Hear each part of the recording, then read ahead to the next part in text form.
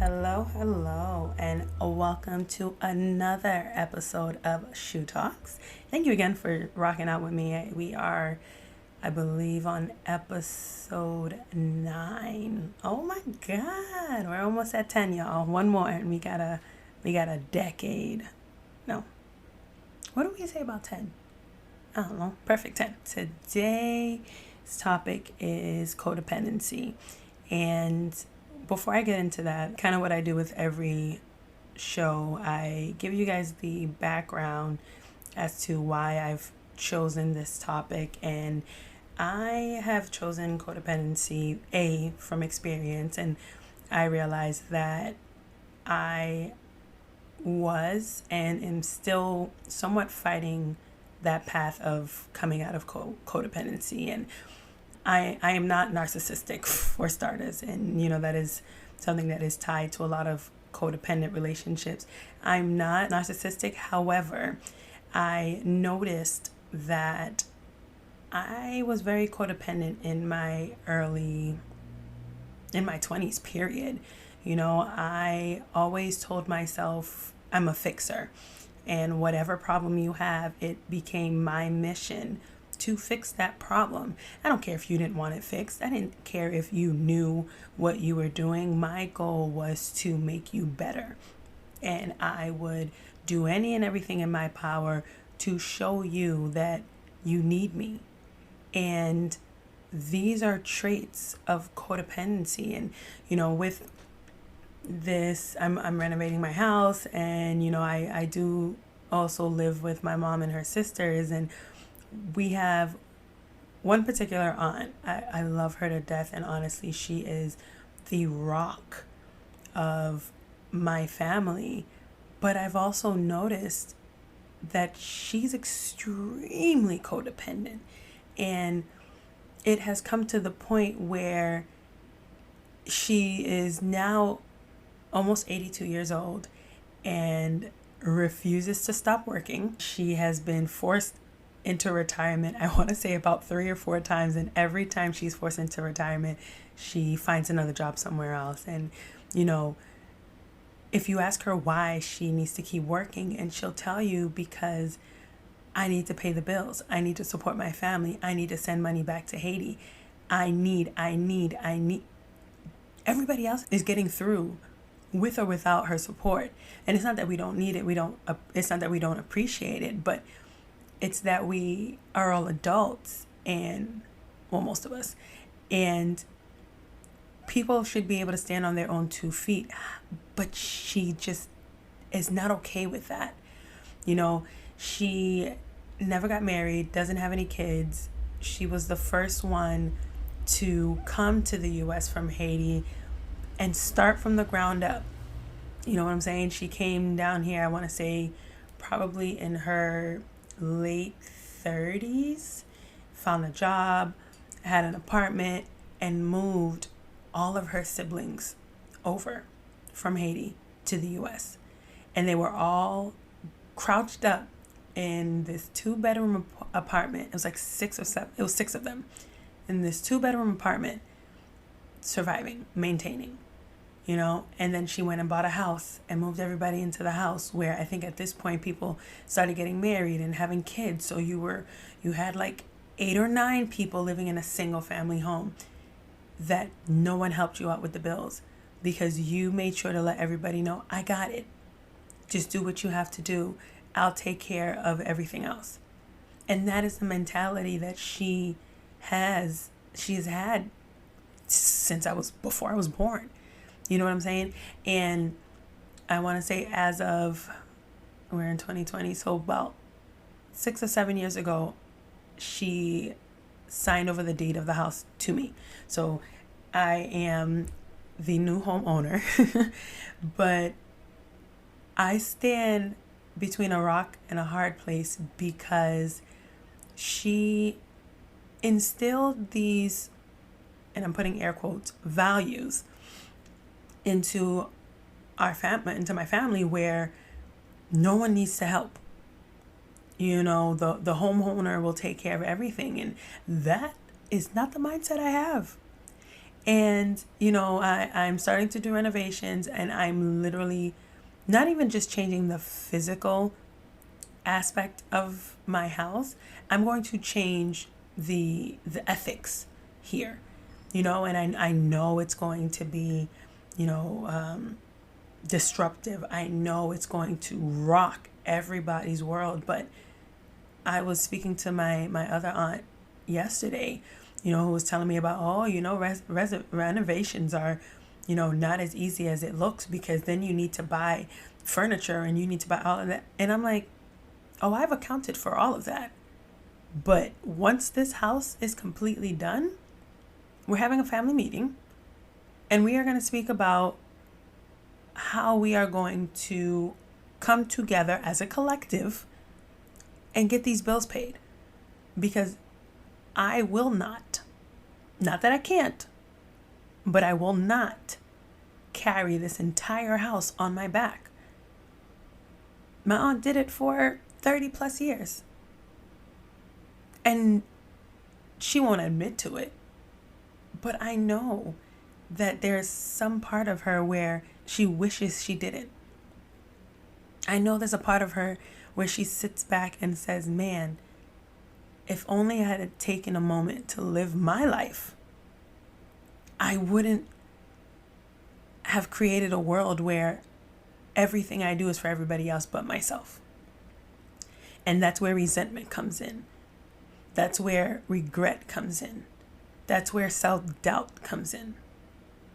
These are all traits of codependency. So that's my little introduction as to why I wanted to talk about codependency, and I can get into the classical terms and everything like that. So the traditional definition of codependency has always focused more on control and nurturing and the maintenance of a relationship, mostly, characterized by a person belonging to a dysfunctional, one-sided relationship where one person relies on the other for meeting nearly all of their emotional needs, all of their self-esteem needs. We can look at it as if an enabler, the one person in the relationship enables the other person to maintain their irresponsibility or their addiction or their underachieving behavior, because I got you. I'll take care of it. I'll do it for you. You don't have to do it. I got you. You know what I mean? One of the classic codependency models is the alcoholic husband and his enabling wife. And it's funny because not a lot of people know this, but the term codependency has been around for decades, although it actually used to be called co-alcoholics. But, as research develops, per usual, it never, scientists never stop looking into things.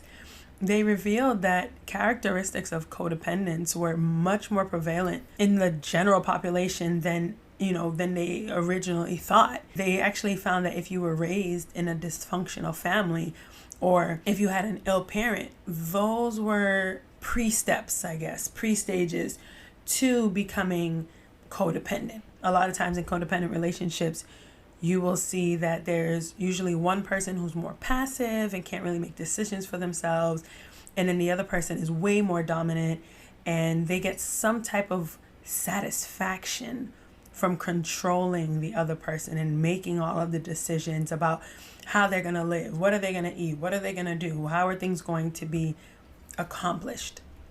Meanwhile, the passive partner is very, okay, you know what's best, I'm just going to listen to you.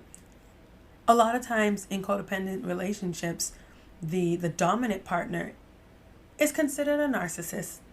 And, for a lot of us, we know narcissistic people tend to feel like, oh, they are the end all be all. You are nothing without them. They made you, they can break you. And codependency often appears in relationships which are imbalanced and unhealthy.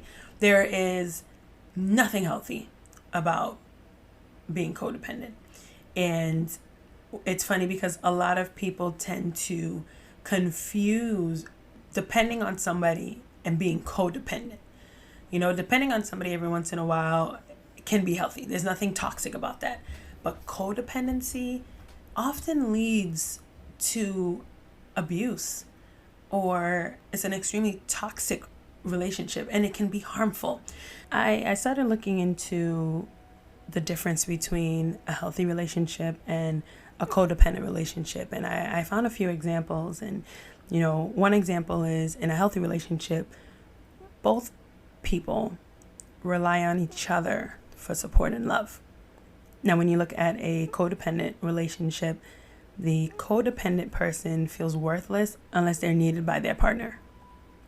The codependent is only happy when making extreme sacrifices for their partner.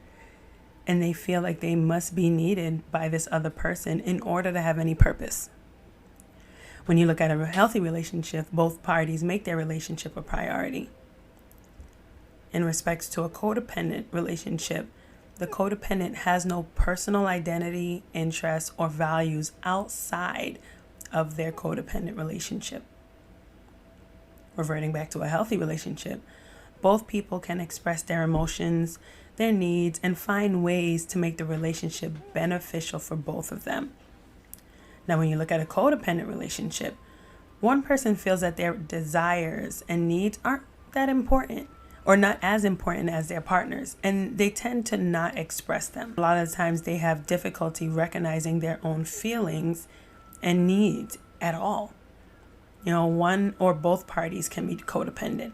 A lot of times it's not really healthy for two codependent people to be in a relationship, because it's kind of just like over helping. In order for people to be codependent, you need somebody to depend on you. And if you're both codependent, then that means no one is depending on the other one. A codependent person will neglect other important areas in their life in order to please their partner. Their dedication is to that one person, and it can actually cause damage to other relationships, their career, and their everyday responsibilities. Now, a lot of times we focus on the codependent person in the relationship, but the enabler's role is also dysfunctional.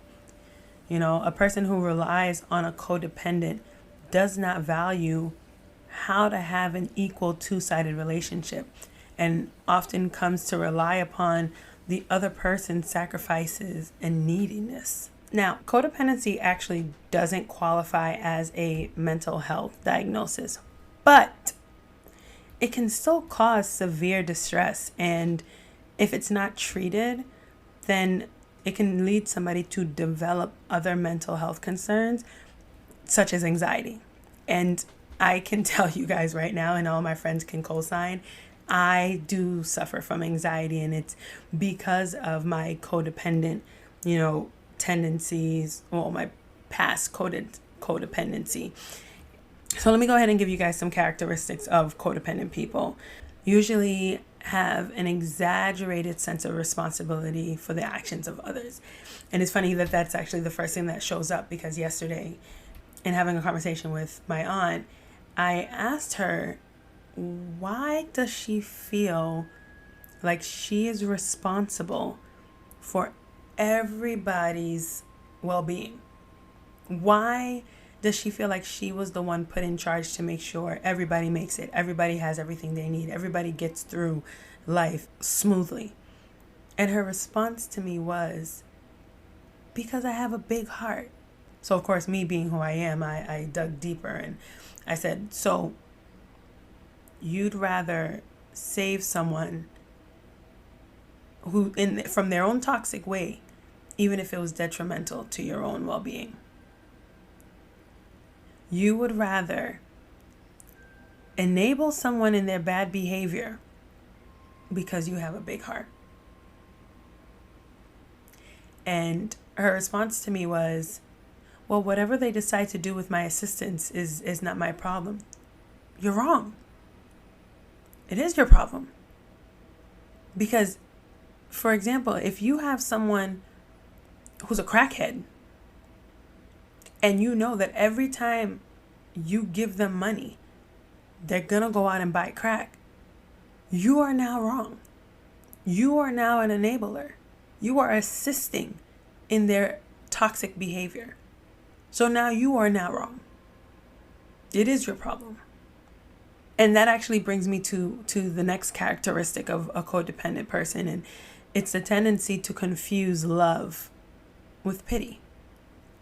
They tend to think that because I love you, I have to pity and rescue you. I have pity for you. And, it's my love that's causing me to rescue you every time you fall, even though I told you, hey, watch out, there's a hole right there. But you decided to keep walking. You decided to disregard my warning and fall. So here I am to rescue you because I love you. They tend to do way more than their share. And now this is actually where I started to realize my codependent behavior and where I've actually started to do better. I am done overextending myself. Whether it's family, whether it's friends, whether it's work, I no longer overcompensate, I guess is the word, for other people. I feel like because of how I was raised, and like I said, I grew up with my aunt, so I grew up with her doing any and everything for everybody, family or not. And now you missed out on your entire life. And it's funny because the other day I was walking and I was asking myself, why am I so involved in everybody else's life? Why is it that I know that, two people have a disagreement and I felt the need that I need to jump in and try to, make things work for them? It's not my problem.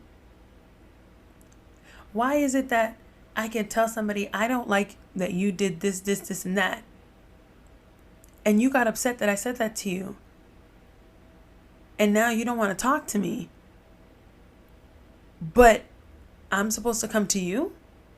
I'm not. No, that's more than my share. The situation should be, if I said something out of character to you, or if I said something that hurt your feelings, speak to me about it. Let's come together as two grown adults and have this conversation. But I cannot do 65, 70% and you only get to do 30. Where's the lesson being learned? So one of the biggest traits, and this is something that we see in a lot of people, and some people gonna be in their feelings that I said this, but an unhealthy dependence on relationships. The codependent will do anything to hold on to a relationship to avoid the feeling of abandonment. Now,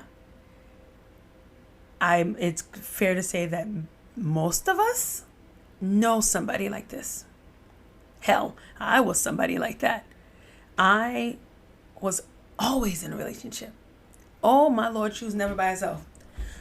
I would jump from one relationship to the other, to the other, to the other, to the other. I think maybe I would take a week off.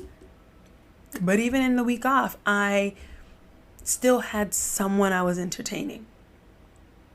Never took the time for myself. Never took the time to learn who Shou was, to learn how amazing of a person I am with or without a relationship. And that made me dependent on a relationship. It was always Shou plus so-and-so. Never just Shou. And those type of people never learn to love who they are, because you never gave yourself the opportunity to know who you are on your own. These are people who hold on to abusive relationships. I had a guy literally punch me dead in my mouth, busted my lip, and I still found a way that we can make it work. He was just upset. I upset him because I didn't want to feel alone, because I didn't want to just be Shou. Who is Shou? I would have to face my reality on my own. I can't. I can't have a life without him. For the record, I am living a life without him, just in case anybody was wondering. This is a relationship I'm referring to, oh my goodness, maybe 15? No. Yeah, about 15 years ago. My real friends know exactly who I'm talking about, but I'm not a name dropper. But I've been there, so I speak on it from experience. Codependents have an extreme need for approval and recognition. Y'all, when I tell you that I lived a life seeking validation from anybody, oh my goodness, I would be the one to go out with friends and I'll pay. I'd run to the cashier or the waitress first with my card. Disregard their card. I got it. Don't take money from them. I'll give you a bigger tip. For validation. For approval. For recognition. I wanted my friends to know that I got you. I can take care of you. Also, don't go out without me. Because as you know, Shou will pay for everything. Hang out with Shou and you can save your money. Because she'll do it. She'll buy you drinks at the bar. She'll pay for you to get into the club. She'll pay for dinner. I got you. Not realizing I was exhibiting codependent traits. I had also a control issue. It's all a control issue if you think about it. Everything had to go my way. Everything had to be perfect. I was never good in group assignments because I would just do everybody's part. Oh, don't worry about it. I wrote your part already. You could just present it like this. I always had to be a leader. I always had to be the one in charge. I did not do well with change. I was a very traditional person. Woke up, did the same thing every day. If something was out of place or out of order, I was out of place and out of order. Had to start all over again. The biggest thing, though, and this actually reverts back to the holding on to relationship, was the fear of being abandoned or alone or rejection. Oh my gosh, I did not do well with people telling me no. And if you told me no, how can I make that no a yes? What can I do to show you that this no should be a yes? Now, these are just a few traits of codependency. The good news is, codependency is actually reversible. And because codependency is usually rooted in your childhood, treatment usually involves exploring your early childhood issues, mommy issues, daddy issues. A lot of times people were molested as children and it caused them to have low self-esteem and seek their self-worth through others. Treatment also includes education, experimental groups, individual, but as well as group therapy, where it forces the codependents to rediscover themselves and identify self-defeating behavior patterns. Let me say that one more time. It forces them to rediscover themselves. A lot of codependent people stem from dysfunctional families. Families where you've witnessed abuse, where you were abused, where you had a mentally ill parent that you had to take care of, and they became dependent on you, and your whole life was, I'm the provider. I gotta take care of everybody else. This actually makes me think of my vlog that I did about being the go-to person and how dangerous it can be to become that go-to person, to become the one that takes care of everybody and puts everybody on your back and carries the weight of your entire family and even friends. Because hey, Shou don't got no kids. Shou not married. Shou's house already paid for. Not no more since I'm renovating, but it becomes very easy for people to look to belittle, I should say, your priorities, because in their mind, you're not doing as much as they are. So now you become, you start to look for validation. You start to seek approval. You start to find ways to become relevant. Therefore becoming codependent. Then next thing you know, your whole entire life revolves around everybody else. And I've had friends who tell me, do you realize that you put everybody else before yourself? If I'm shopping, I will spend hundreds of dollars on everybody else. They need this. Oh, they'll be so happy if I get this for them. Oh, I remember hearing them say they need something. Why do I have to be the one to get it? So I can show you that you need me? So I can show you that without me you wouldn't have this? And the narcissistic part of this codependency comes in where the other person actually tells you that. Don't forget, you wouldn't have this if it wasn't for me. I'm the reason you're here. I got you this. If you hear that enough, especially when your mind is already young and vulnerable, you start to believe it. You start to think, oh man, there's no way I would have done this without them. Not realizing that you've had this the whole time. You have the capability. It just wasn't as much as of a priority.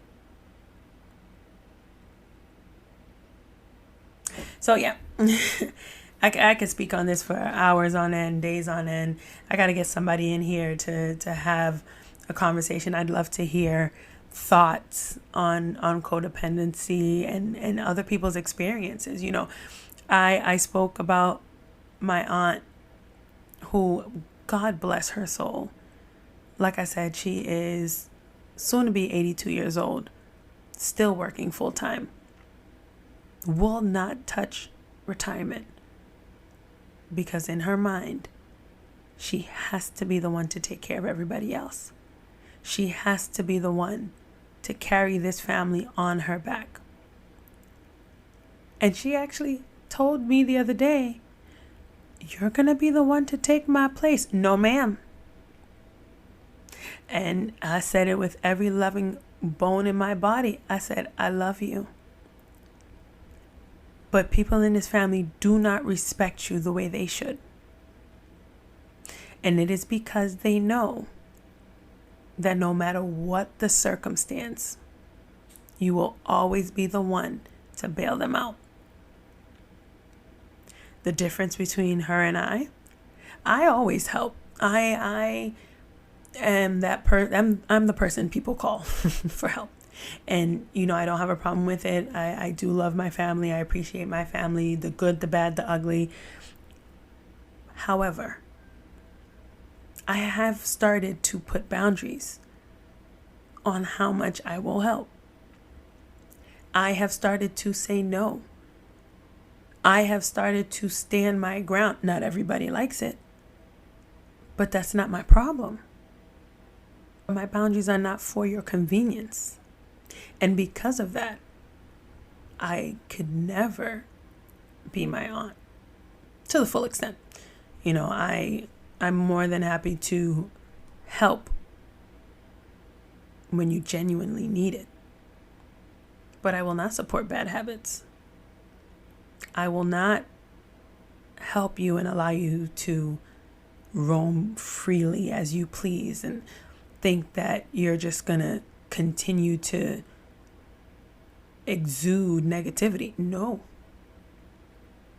I've learned at a very young age, people will only do what you allow them to.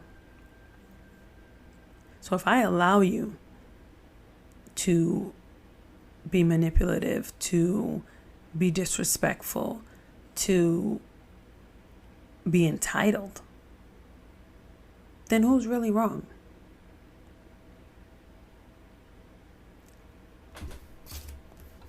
I'm gonna stop it right here, because like I said, I could go on and on and on.